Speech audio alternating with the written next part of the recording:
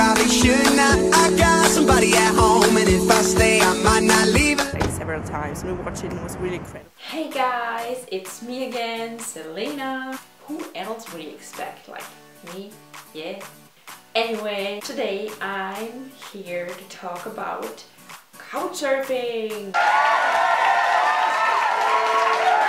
A few years ago, it wasn't even like mentionable, like people didn't even know what it was.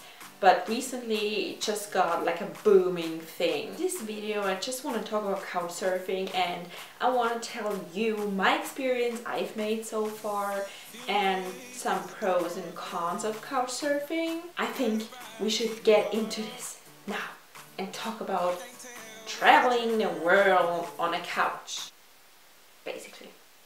So the first positive thing of Couchsurfing is that you meet local people. You stay on their couch at their house and you just basically know someone in the country you're in. You get some insider tips from them, like they can tell you don't go there because it's just a weird place and it's very expensive, and they give you like an insight of their lifestyle and they show you their different food. You learn about their culture. I've been told a lot about history, and I think it's so interesting. What I also think that it's really cool is that you learn some of their language. Like if you're like very good at languages, you maybe learn the whole one, but otherwise you just learn some words, some sentences. Like in Australia it was good because they spoke English, but they had like an Australian, like an Aussie slang. They can actually climb back out if they dug it straight down, and that way it would putrefy the water. So they taught me some like Aussie slang words, and in Norway I was taught some words, but they were bad words, like swearing words. That's like the first thing you learn probably. It was so funny learning those words, and I can still say them, but I won't say them because I don't want to offend anyone. Like also, like what is very important and to think of is that it's cheap. Like some people do it because it's cheap. They don't have to pay like a hostel or anything. You don't have to pay them for, like, let me say, the couch. The only thing you have to like give is just an exchange of your culture. You probably like cook for them. I always like bought them something they loved. Like sometimes we cooked, and sometimes I just bought like a special chocolate or ice cream, whatever they loved. And I always brought them something from Austria, and that's something they really loved. As I said, you cook for them or you just pay for them, maybe the drink or food or the party. You just invite them somewhere you would love to go, and you can have like an awesome time together, and you're being really super nice too. And I mean, it's super nice that they offer their couch. One contra point of Couchsurfing is that they are not who they say they are. It's like a catfishing thing. It's like they put up a profile and tell you about this and that and that, and then you arrive in the country and the people just don't are who they are. Either they're super old or super weird or just offending and brutal.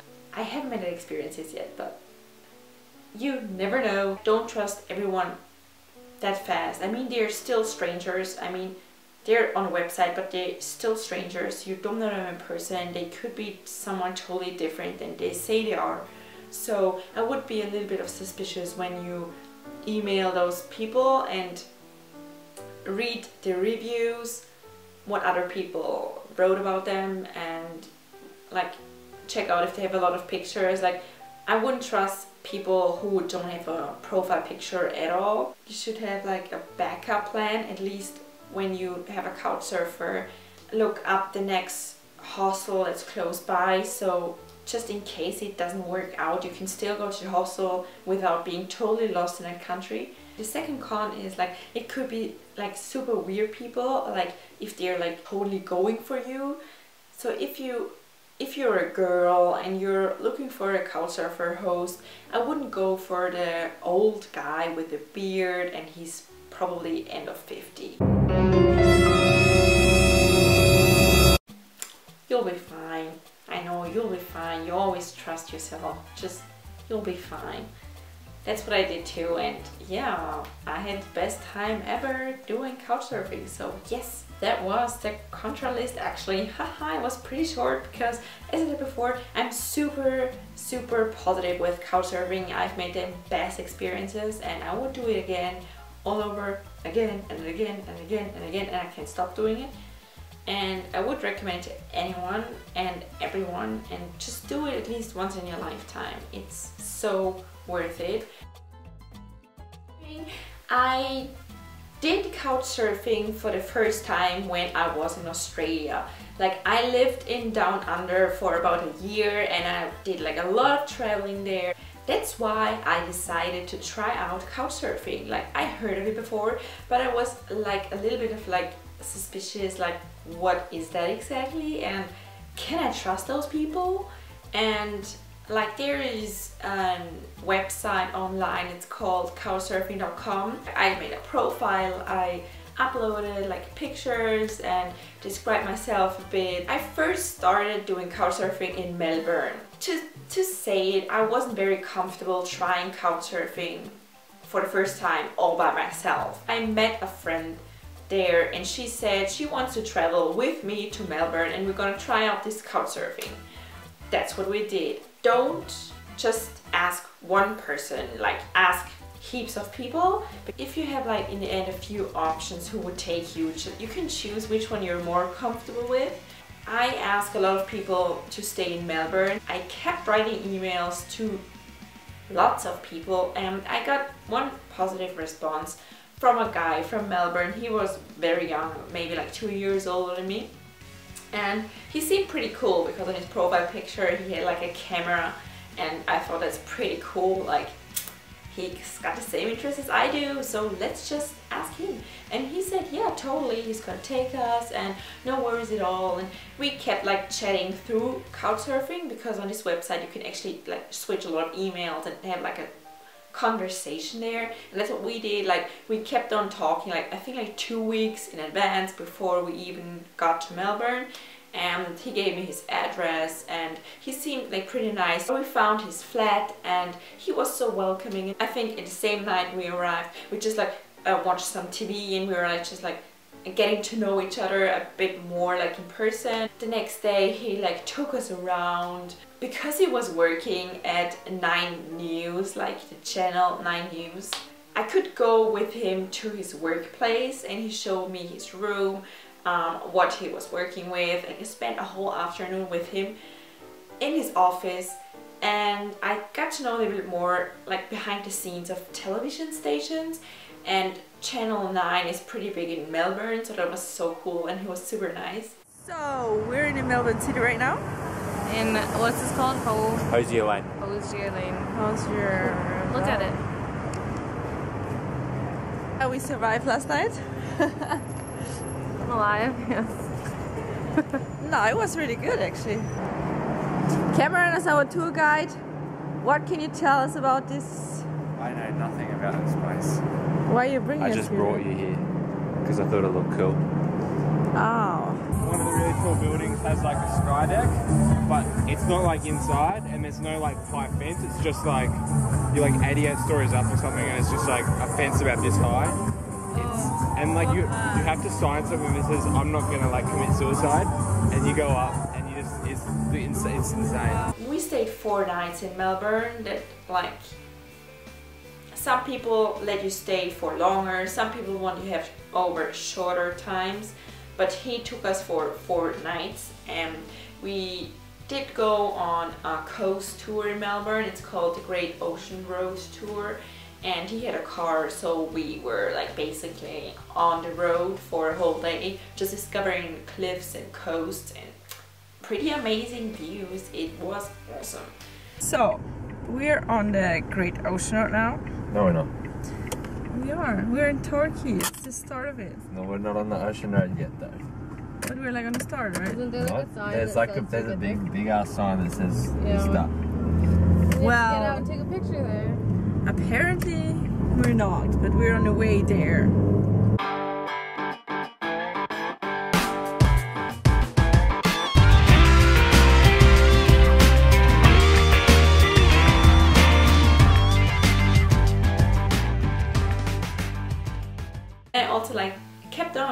couchsurfing. I went to Sydney.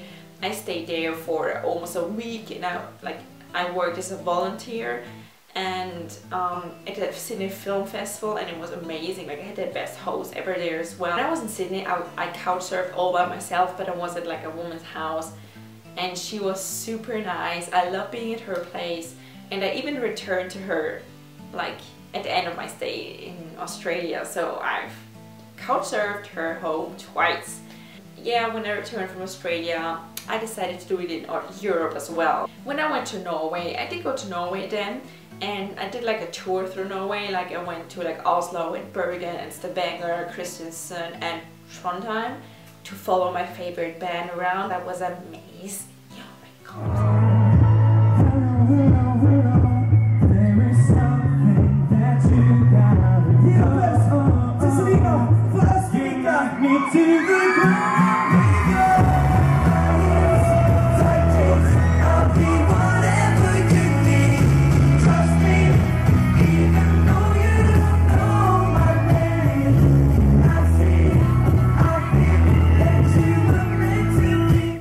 Like the best decision I could have made. I got picked up from a train station in Oslo, and that girl was really nice. She showed me around. She let me stay on her very comfortable couch, like a big one, because some people offer you their couch and it might be like a small one in a living room.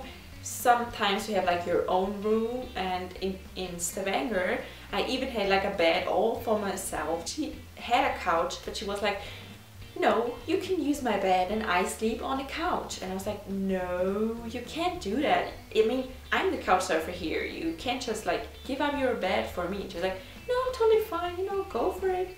And it was so amazing. Like I could use her bed and it was so comfortable. Like in Oslo, I had this really cool girl with piercings and like pink hair, or was it blue? Like totally crazy hair. And when I went on to Gjøvik, I was like staying with this super cool Italian with a mustache, and he was an exchange student, so I lived at a dorm, and we had like a Mexican night with a whole bunch of other students from all over the world. Hey guys!